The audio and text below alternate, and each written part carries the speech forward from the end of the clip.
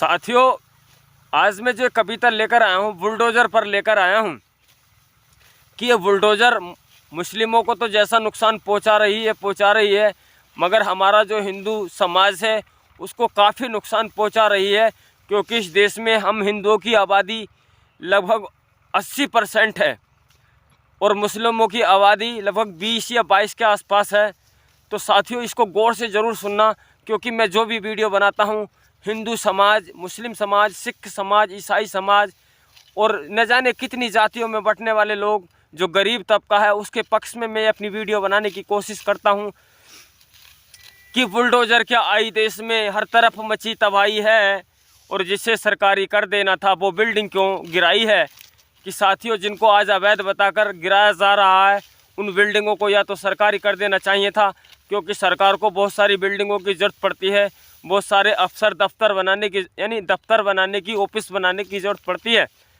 तो नया अगर हम बनाते हैं तो उसमें पैसा खर्च होता है, और जो अवैध है उसको ही सरकारी कर दिया जाए, सरकार के खाते में चढ़ा दिया जाए, तो उससे सरकार को राहत मिलेगी, पैसा बचेगा। या फिर गरीब लोग जिनके सिर पर छत नहीं है, जो हमारे हिंदू समाज में बहुत सारे लोग गरीब हैं जिनके पास आज भी मकान नहीं है, उनको उसमें शिफ्ट कर दिया जाता, बल्कि उन्हें गिराने के बजाय कि इस फंदे से बचा नहीं कोई, हिंदू की अधिक गिराई हैं और जो अपनी समझे सत्ता आँच उन्हीं को आई है।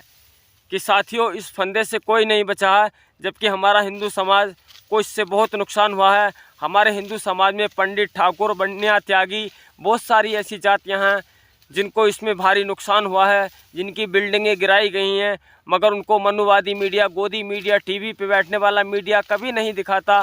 क्योंकि कहते हैं ना, वो दिखाते हैं हिंदू, मुसलमान, पाकिस्तान, हिंदुस्तान, वो कभी असलियत सही बातों को नहीं दिखाते, लोगों को केवल बरग लाने का काम करते हैं, बहकाने का काम करते हैं। उनको देश से मतलब नहीं, उनको दौलत से मतलब है। तो वो लोग दलाली कर रहे हैं, पैसा कमा रहे हैं, इसलिए वो हकीकत नहीं दिखाना चाहते कि बुलडोज़र जो है ये हमारे हिंदुओं के मकानों पर भी बहुत चली है। कि जो लोग, हम लोगों ने वोट करा था हिंदू जानकर कि हम हिंदुओं की सत्ता है, आज उन्हों के मकानों को अवैध बताकर गिराया जा रहा है कि आँच उन्हों को आई है। आज जात के नाम लोगों में लंबी बड़ी खाई है। कि साथियों, टीवी पर बैठने वाला मीडिया वो जातिवाद फैलाता है, वो धर्म की राजनीति करता है, वो हिंदू मुसलमान की बात करता है, वो पाकिस्तान हिंदुस्तान की बात करता है, मंदिर मस्जिद की बात करता है। वो कभी देश के जो आवाम है, जो देश की जनता है, उसके मतलब की बात नहीं करता, कभी हिंदुओं के मतलब की बात नहीं करता। वो केवल लोगों को वर्ग लाने का काम करता है। कि आज जात के नाम लोगों में लंबी बड़ी खाई है, कि लोगों में इस तरह नफरत पैदा कर दी है, लोग जाति के नाम पर एक दूसरे से जलते हैं और यानी एक दूसरे को बुरा सोचते हैं। कि एक ही रास्ते से सब आए, ठाकुर पंडित नाई हैं। कि साथियों, ये जातियाँ क्या होती हैं इंसानों में? जातियाँ तो गधों घोड़ों में होती हैं, इंसान तो सारी दुनिया के एक समान होते हैं। कि हिंदू यानी ठाकुर पंडित नाई सब एक ही कोख से जन्म लेते हैं, माँ के पेट से जन्म लेते हैं, महिला के पेट से जन्म लेते हैं और इसी मिट्टी में ही मिल जाते हैं। तो साथियों, इंसानों में जातियाँ कहाँ से आईं? और आज जाति के नाम पर हमारे देश को तोड़ा जा रहा है, कमज़ोर किया जा रहा है। कि आज जात के नाम पर लोगों में लंबी बड़ी खाई है और एक ही रास्ते से सब आए, ठाकुर पंडित नाई हैं। और भला तो जब होता हिंदू का जो अवैध बताई है, यानी हिंदू का भला जब होता, जिसको अवैध बता रहे हैं उसको हिंदू को दान कर देते।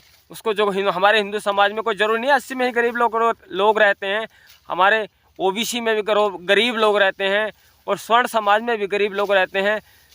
तो साथियों, उन जो गरीब लोग हैं जिनके पास आज भी मकान नहीं है, जो अपने बच्चों को पढ़ा लिखा नहीं सकते, जो अपने बच्चों को अच्छा खिला पिला नहीं सकते, जो अपने बच्चों का अच्छे से उपचार नहीं करा सकते, तो साथियों, जो गरीब तबका है उस गरीब तबके को उसमें शिफ्ट कर दिया जाता। तो साथियों, ऐसा तो ये सरकार नहीं कर रही, केवल गिरा रही है, इस देश का नुकसान कर रही है, इस देश को नुकसान पहुंचा रही है। और साथियों, हम लोग आज भी हिंदू मुसलमान बनकर इनकी राजनीति को नहीं समझ रहे हैं, जबकि हमें समझ लेना चाहिए था कि ये सरकार आखिर चाहती क्या है।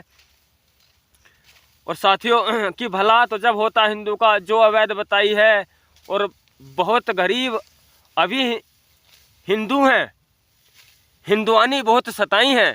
कि साथियों, अभी बहुत गरीब हैं इस देश में हिंदू, और हिंदुआनी बहुत सताई हैं। यानी विधानसभा में, संसद भवन में हमारी हिंदू महिलाएं जो होती हैं सांसद या विधायक होती हैं विधानसभा में, इन्होंने हमारी हिंदू महिलाओं को घसीटा, उनकी साड़ी बांध कर को खींचा, जैसे द्रौपदी का चीर खींचा गया था ऐसे ही इन्होंने विधायिका का एक धोती को खींचा। और बहुत सारी हमारी हिंदू महिलाओं के साथ अपहरण हुआ, उनका बलात्कार हुआ, उनकी मौत कर दी गई, मगर इनको कभी दया नहीं आई। और हमें समझना होगा ये धर्म का धंधा कौन सा खेल चल रहा है कि हिंदू हितैषी कैसे मानूं, कि साथियों मैं कैसे मान लूं कि ये सरकार हिंदू हितैषी है, कि हिंदू हितैषी कैसे मानूं, सबकी करी लुटाई है और समझ सके ना भोले भाले धर्म की आग लगाई है। कि साथियों मैं कैसे मान लूं ये सरकार हिंदू हितैषी है। हमारे हिंदुओं को काफ़ी नुकसान पहुंचाया जा रहा है इस देश में।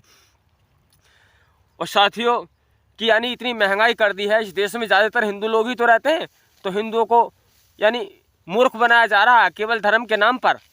और हम लोग इतने भोले भाले हैं कि आज भी हम इनके गेम को नहीं समझ पा रहे हैं कि गेम आखिर चल कौन सा रहा है।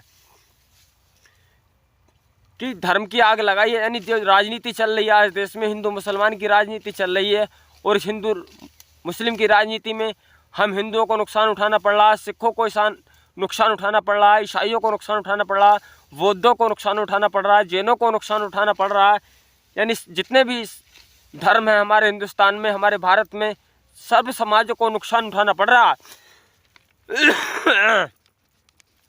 कि सर्वजनों का भला करे जो, सर्वजनों का भला करे जो, उसमें कमी गिनाई है, और सर्वजनों का भला करने को केवल माया आई है।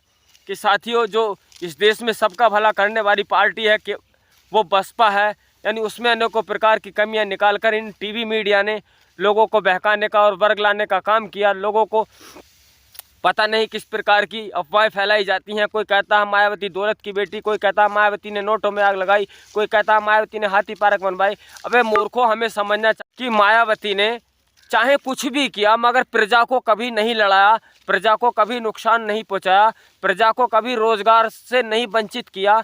यानी चाहे हमारा हिंदू समाज हो, मुस्लिम समाज हो, सिख समाज हो, ईसाई समाज हो, बौद्ध समाज हो, जैन समाज हो, यानी सर्व समाजों को बहन जी ने फ़ायदा पहुंचाने का काम किया है, कभी किसी को लड़ा नहीं।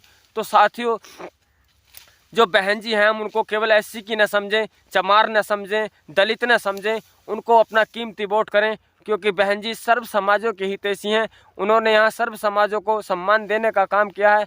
उन्होंने साथियों उन जातियों को सम्मान दिया जिनको लोग पास भी नहीं बैठने देते थे, जैसे कुम्हार, धीमर, गडरिये, पाली, माली, चमार, भंगी, नट, नाई, ऐसी बहुत सारी जातियां हैं जिनको जाति के नाम पर प्रताड़ित किया जाता है आज भी, और पहले भी किया जाता था।